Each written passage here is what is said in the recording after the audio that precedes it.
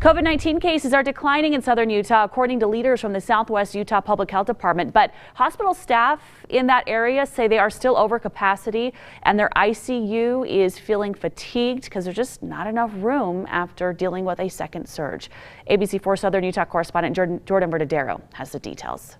It's been another long year for doctors and nurses battling COVID-19 on the front lines at the Intermountain Healthcare St. George Regional Hospital. We have a lot of people that are using their sick days because they're exhausted, exhausted physically, mentally, just overall fatigued. The ICU charge nurse Jackson Jones says healthcare workers are feeling the stress of the pandemic behind closed doors, with a skeleton crew as the ICU is over capacity. We've had some nurses that have found new positions that are lower stress. We have several nurses that are having to see a counselor.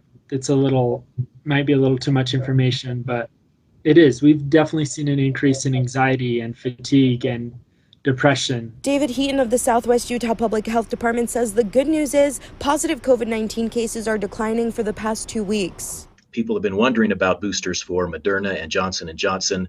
We're hearing that the FDA is currently in deliberations over their recommendations, which will probably come out over the next week or so. While only 50% of the population in Southwest Utah is vaccinated to protect against COVID-19, Heaton and Jones say they encourage people to get a flu vaccine as officials expect a third surge this season.